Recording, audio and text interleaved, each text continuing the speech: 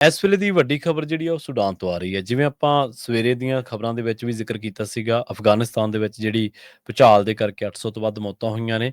ਇਉਂ ਲੱਗਦਾ ਵੀ ਦੁਨੀਆ ਭਾਰੀ ਜਿਹੜੀ ਆ ਉਹ ਕੁਦਰਤੀ ਕਹਿਰ ਦੇ ਨਾਲ ਜਿਹੜੀ ਆ ਜੂਝ ਰਹੀ ਹੈ ਤੇ ਇਸ ਟਾਈਮ ਸੁਡਾਨ ਦੇ ਵਿੱਚ ਲੈਂਡਸਲਾਈਡਸ ਹੋਈਆਂ ਨੇ। ਲੈਂਡਸਲਾਈਡਸ ਦੇ ਵਿੱਚ 1000 ਤੋਂ ਵੱਧ ਜਿਹੜਾ ਬੰਦਾ ਉਹ ਮਾਰਿਆ ਗਿਆ। ਇਹ ਜਿਹੜਾ ਮਾਰਾ ਮਾਊਂਟੇਨਸ ਨੇ ਵੈਸਟਰਨ ਸੁਡਾਨ ਦੇ ਇਲਾਕਿਆਂ ਦੇ ਵਿੱਚ, ਤੇ ਉੱਥੇ ਦੱਸਦੇ ਆ ਵੀ ਸਿਰਫ ਇੱਕੋ ਬੰਦਾ ਇਹਨਾਂ ਇਲਾਕਿਆਂ ਦੇ ਵਿੱਚ ਬਚਿਆ।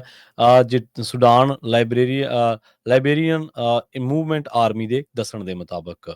ਲੈਂਡਸਲਾਈਡ ਜਿਹੜੀ ਹੈ ਕਹਿੰਦੇ ਵੀ 31 ਅਗਸਤ ਤੋਂ ਸ਼ੁਰੂ ਹੋ ਚੁੱਕੀ ਸੀ। ਬਹੁਤ ਭਾਰੀ ਮੀਂਹ ਪਿਆ ਸੀ ਹੈਵੀ ਰੇਨਫਾਲ ਤੋਂ ਬਾਅਦ। ਤੇ ਗਰੁੱਪ ਜਿਹੜਾ ਕਿ ਅਬਦੁਲ ਵਾਹਿਦ ਮੁਹੰਮਦ ਨੂਰ ਜਿਹਨੂੰ ਲੀਡ ਕਰ ਰਿਹਾ, ਉਹਨਾਂ ਨੇ ਦੱਸਿਆ, ਕਹਿੰਦੇ ਵੀ ਇਹ ਜਿਹੜਾ ਏਰੀਆ ਦਰਾਫੁਰ ਰੀਜਨ ਦੇ ਵਿੱਚ ਪੈਂਦਾ ਤੇ ਯੂਨਾਈਟਿਡ ਨੇਸ਼ਨਸ ਤੇ ਇੰਟਰਨੈਸ਼ਨਲ ਏਡ ਦੀਆਂ ਜਿਹੜੀਆਂ ਏਜੰਸੀਜ਼ ਨੇ ਉਹ ਲਗਾਤਾਰ ਲੋਕਾਂ ਦੀ ਇੱਥੇ ਮਦਦ ਕਰ ਰਹੀਆਂ ਨੇ।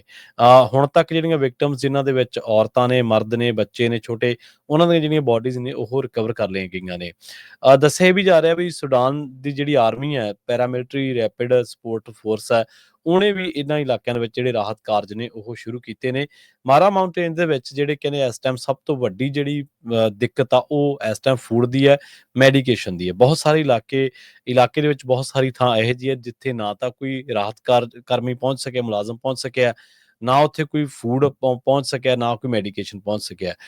ਜਿਹੜੇ ਦੱਸਦੇ ਆ ਵੀ 2 ਸਾਲਾਂ ਦੀ ਜਿਹੜੀ ਸਿਵਲ ਵਾਰ ਆ ਇਹਨਾਂ ਇਲਾਕਿਆਂ ਦੇ ਵਿੱਚ, ਉਹਨਾਂ ਨੇ ਇੱਥੋਂ ਦੀ ਜਿਹੜੀ ਵਸੋਂ ਆ ਉਹਨੂੰ ਬਹੁਤ ਵੱਡੇ ਸੰਕਟ ਦੇ ਵੱਲ, ਬਹੁਤ ਵੱਡੀ ਕ੍ਰਾਈਸਿਸ ਦੇ ਵੱਲ ਧੱਕ ਦਿੱਤਾ ਸੀਗਾ। ਇੱਥੇ ਪਹਿਲਾਂ ਹੀ ਜਿਹੜੀ ਭੁੱਖਮਰੀ ਹੈ ਜਾਂ ਬਹੁਤ ਸਾਰੇ ਲੋਕ ਨੇ ਜਿਹੜੇ ਉਹ ਦਾਰਾਫੁਰ ਜਿਹੜੀ ਸਟੇਟ ਆ ਉਹਨੂੰ ਛੱਡ ਕੇ ਚਲੇ ਗਏ ਨੇ।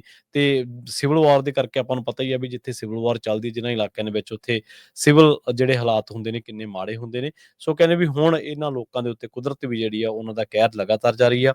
1000 ਤੋਂ ਵੱਧ ਬੰਦੇ ਦੀ ਜਿਹੜੀ ਆ ਲੈਂਡਸਲਾਈਡ ਕਰਕੇ ਮੌਤ ਹੋ ਚੁੱਕੀ ਹੈ। ਜਦਕਿ ਜੇਕਰ ਆਪਾਂ ਅਫਗਾਨਿਸਤਾਨ ਦੀ ਗੱਲ ਕਰੀਏ, ਅਫਗਾਨਿਸਤਾਨ ਦੇ ਵਿੱਚ ਵੀ ਮੌਤਾਂ ਦਾ ਜਿਹੜਾ ਅੰਕੜਾ ਹੈ ਉਹ ਲਗਾਤਾਰ ਵੱਧਦਾ ਜਾ ਰਿਹਾ।